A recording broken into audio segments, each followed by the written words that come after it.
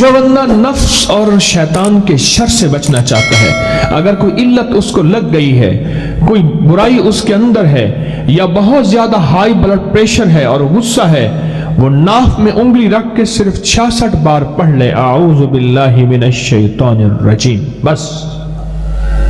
اگر سانس روک کے پڑھ لے ٹھیک، سانس ٹوٹ جائے کوئی حرج نہیں، ناف پہ انگلی رکھ کے ہر نماز کے بعد ناف پہ انگلی رکھ کے ایسے ہاتھ رکھ لیں، انگلی رکھ لیں، صرف 66 بار پڑھ لیں۔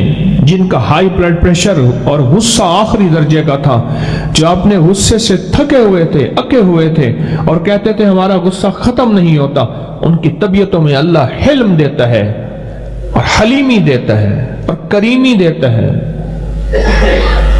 اور جن کا ہائی بلڈ پریشر زیادہ اور جن کو کسی ایسا روگ لگ گیا ہے، عادتوں کا، علتوں کا، وہ نیٹ کی دنیا کا روگ ہے یا کوئی دنیا کا روگ ہے، اور وہ کہتا ہے میں اس روگ سے نجات چاہتا ہوں، اس کا بہت بڑا رزلٹ ہے، اس کا بہت بڑا کمال ہے، بہت طاقت۔ کبھی بھی اس کی نظر، اس کا دماغ، اس کے بال، اس کی یادداشت اور اس کے اعصاب کبھی ختم نہیں ہوں گے۔ اور لاکھوں سے زیادہ لوگوں نے، بہت دنیا نے اس کو آزمایا۔ ناخن کاٹنے کے بعد ناخن میں تیل لگائیں، ہاتھ کے ناخن اور پاؤں کے ناخن۔ آج کل ایک بہت بڑی ریسرچ ہے، جبکہ یہ پرانی طب کی تحقیق ہزاروں سالوں کی ہے، وہ ہے ریفلیکسالوجی۔ کون سے حصوں کو دبائیں تو کون سا مسئلہ حل ہو جاتا ہے، اور کہاں کوئی آئل سے اس کی مالش کریں تو کون سی جسم کے اعضاء، پٹھے، اعصاب ٹھیک ہو جاتے ہیں۔ کہتے ہیں کہ اگر انگوٹھے کو مالش کریں گے، انگوٹھے کی، تو اس سے سر اور گردن کے پوائنٹ ہیں، شہادت کی انگلی میں معدہ اور بڑی آنت کے متعلق ہیں، اگر اس کی مالش کریں گے، اس کے ناخن کی، اس کے ناخن کے حصے کی، بیچ کی انگلی دل اور گردش کے نظام سے، یعنی سرکولیشن، خون کا نظام،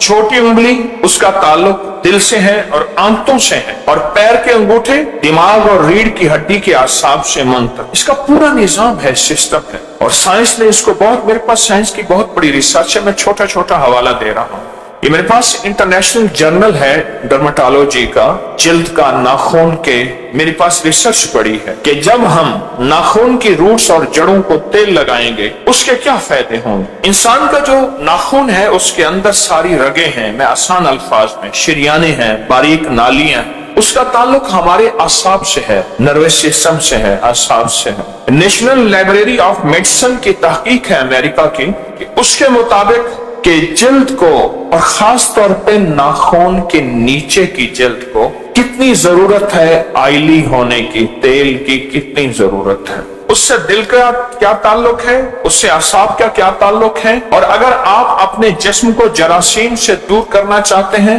اور اپنا دفاعی نظام، ڈیفنس پاور، اورینٹل فورس، جو آپ کو بیماریوں، چھوتوں، وباؤں سے بچاتی ہے، اس کو مضبوط کرنا ہے، تو اس کا تعلق کتنا زیادہ ہے۔ ایک بزرگ ہے کہ جو استاد ہیں کاشف العلوم سہارنپور کے، اور سب سے پہلے استاد تھے مظاہر العلوم سہارنپور کے، وہ کہتے ہیں کہ اگر سورۃ الناس سرسوں کے تیل پر 7 دفعہ دم کر کے اعصاب زدہ کی بھووں پر، ناک، کانوں، ہاتھ پاؤں کے ناخن پر اگر ملیں، اول شہادت کی دونوں انگلیاں تیل میں بھر کر کانوں میں، پھر انگوٹھے بھر کر بھووں میں، پھر ناک، پھر ناخنوں پر اگر لگائیں اور مالش کریں، تو آسیب زدہ جو شخص ہے، جس پہ آسیب ہے، اس کے ساتھ آسیب ختم ہو جاتا ہے۔ حضرت نظام الدین اولیاء رحمت اللہ علیہ، خواجہ غریب نواز دلی کے، پہلے لاہور میں رہتے تھے اور یہاں لوگوں کو اللہ سکھاتے تھے۔ وہ بیمار ہو گئے، دماغی کمزوری اور بیماریاں لگ گئیں، تو سلطان تاج الدین جو کہ غزنی اور لاہور کے بادشاہ تھے، شیخ کا بہت زیادہ آپ کا احساس، خدمت، ادب کرتا تھا، تو سلطان تاج الدین نے اپنے بھائی سعد الدین یلدوز کو حضرت نظام الدین اولیاء رحمت اللہ علیہ کا علاج کے لیے کہا۔ اس نے ایک تو شربت بنفشہ دیا اور شربت فریاد رس دیا، اور پھر آپ کے سر، بغلوں، انگلی کے درمیان کے حصوں اور ناخن کاٹ کے ان کے اوپر مسلسل تیل کی مالش کرا، بہت زیادہ کرا، حتیٰ کہ آپ ان تدبیروں سے اللہ کے فضل سے صحت یاب ہو گئے۔ زماد بن سالبہ وہ شخص ہیں جو طائف کے رہنے والے تھے. اللہ کے حبیب صلی اللہ علیہ وسلم کے جوانی میں آپ سے آ کے ملا کرتے تھے. انہیں کسی نے بتایا کہ نبی علیہ الصلوۃ والسلام نے نبوت کا دعویٰ کیا ہے. مشرکین مکہ نے عام کر دیا تھا کہ نعوذ باللہ رسول اللہ صلی اللہ علیہ وسلم کا دماغ کمزور ہو گیا اور دماغی خلل ہو گیا ہے، نعوذ باللہ. تو وہ مکہ میں آئے تو انہوں نے کہا کہ میں محمد بن عبداللہ سے ملوں. آپ سے ملے تو کہنے لگے سنا ہے کہ آپ کا دماغ کمزور ہو گیا ہے اور آپ عجیب و غریب باتیں کرتے ہیں، میں چاہوں گا آپ کا علاج کر دوں. ضمات نے کہا، بن سالبہ نے. اللہ کے اپنی فرمایا میں کچھ کہوں سنے گا؟ اس نے کہا جی ضرور سنے گا. آپ نے فرمایا الحمدللہ نحمدہ ونستعینہ ونستغفرہ ونؤمن بہ ونتوکل علیہ ونعوذ باللہ من شرور انفسنا ومن سیئات اعمالنا من یہدہ اللہ فلا مضل له ومن یضللہ فلا ہادی له ونشہد ان لا الہ الا اللہ وحدہ لا شریک له ونشہد ان محمدا عبدہ ورسولہ. حیران ہو کہنے لگا پھر سنائیں. حضور نے یہ خطبہ پھر سنایا. عرض کیا حضور یہ پھر سنایا؟ ضمات نے کہا. حضور نے تیسری دفعہ سنایا. جب تیسری دفعہ سنایا تو اس نے کہا یہ حق ہے اور آپ دین حق پہ آئے ہیں. آپ کا دماغ بھی صحیح ہے، آپ کی عقل بھی ٹھیک ہے، آپ کی وحی بھی ٹھیک ہے. صدقت یا رسول اللہ. اور وہ ایمان لے. ذمات کے بارے میں ہمارے معالجین، اطباء اور محدثین نے لکھا ہے کہ وہ ناخن پہ تیل لگوائے کرتے تھے کٹوانے کے بعد، اور وہ بہت بڑا معالج تھے. وہ جھاڑ پھونک کے ذریعے بھی علاج کرتے تھے اور طب کا علاج بھی کرتے تھے. حضرت ضمات بن سالبہ رضی اللہ تعالی عنہ. میں حاضر ہوا باب العلوم میں، استاد جی مولانا عبد المجید صاحب رحمۃ اللہ علیہ ختم بخاری پہ مجھے بلوایا. بہت پرانی بات ہے. تو وہاں میں نے حضرت کو کچھ تجربات بتائے. شفقت فرماتے تھے، میرے ہاں بھی تشریف لاتے تھے لاہور. فرمانے لگے کہ صدر صاحب مولانا عبد الخالق صاحب دارالعلوم کبیر والا حافظے کے لیے اکثر ہاتھ پاؤں کی مالش، سر کی مالش اور ناخن کاٹنے کے بعد ناخن پر تیل لگانے کا بہت زیادہ اہتمام فرماتے اور اپنے طالب علموں اور اساتذہ سے بھی کہتے کہ وہ بھی تیل لگایا کریں. یہ میں نے استاد جی کی بات کہی. ہمارے بزرگ تھے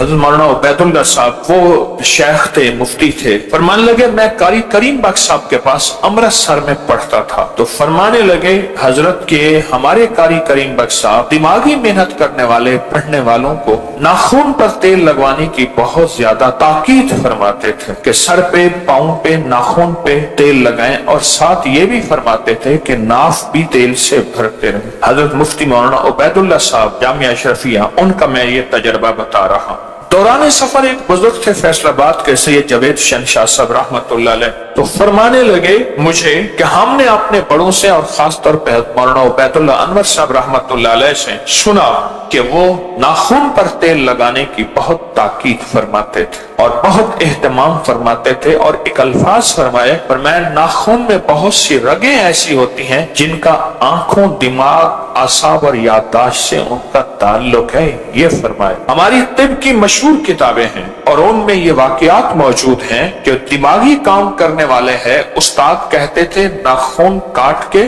اس کی انگلیاں تیل میں بہت دیر تک ڈبو کے رکھو، اس طرح پاؤں کی انگلیاں بھی تیل میں ڈبو کے رکھو. یہاں تک اہتمام فرماتے تھے. ہماری طب کی مستند کتابوں میں یہ حوالے واقعات موجود ہیں. دماغی کام کرنے والا یا دماغ کو صحت مند، نظر کو صحت مند، اعصاب کو صحت مند رکھنے والا، اس کو یہ بات بہت زیادہ فرماتے تھے. موسیٰ شریف میں پیر نعمان صاحب تھے رحمت اللہ، فرماتے تھے کہ ہمارے بڑے جو ذکر کرنے والے کے لیے لوگ آتے تھے موسیٰ میں، ان کو آدھا پاؤ گھی روز دیتے تھے. وہ کھائے گا، ذکر کرے گا تاکہ دماغ خشک نہ ہو. آدھا پاؤ گھی روز دیتے تھے. اور دوسرا کہتے تھے کہ اس کے سر دماغ میں دیسی گھی کی مالش اور ناخن پہ بھی دیسی گھی کی مالش کرواتے تھے. موسیٰ کی خانقاہ خواجہ دوست محمد قندھاری رحمت اللہ علیہ بڑے تھے. میں کئی بار گیا ہوں. خواجہ سراج صاحب جن کی نام کی برکت سے خانقاہ سراجیہ ہے، وہ ان بڑوں کی بات میں نے بتائی ہے.